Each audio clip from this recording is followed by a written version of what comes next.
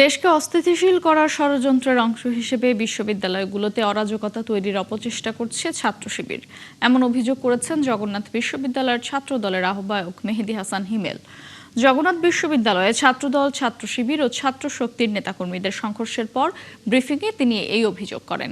এর আগে দুপুরে জুলাই গণঅভ্যুত্থানের দ্বিতীয় বার্ষিকী উদযাপন উপলক্ষে সেমিনারে ঢোকাকে কেন্দ্র করে ছাত্রদলের সঙ্গে জগন্নাথ বিশ্ববিদ্যালয়ের কেন্দ্রীয় শিক্ষার্থী সংসদ জকসু ও ছাত্র শক্তির নেতাকর্মীদের মধ্যে সংঘর্ষ হয়। এতে জকসু ও ছাত্র শক্তির বেশ কয়েকজন নেতাকর্মী আহত হন।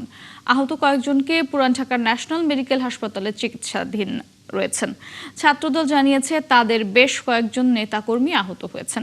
তারা অভিযোগ করেন 5 আগস্ট সামনে রেখে শিবির পরিকল্পিতভাবে মব সৃষ্টি করে যাচ্ছে। এই আচরণ যখন তারা করে, আপনারা জানেন জগন্নাথ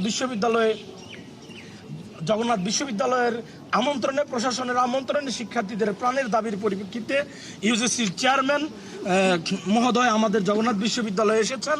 আমাদের দাবি দেওয়া, আমাদের কথা, আমাদের বিভিন্ন ধরনের আকাঙ্ক্ষা শোনার জন্য তিনি এসেছেন এবং জুলাই আন্দোলন, জুলাই স্পিরিটকে ধারণ করার জন্য এবং আমাদের সেই জুলাই স্পিরিটকে অগ্রাধিকার দেওয়ার জন্য এসেছেন।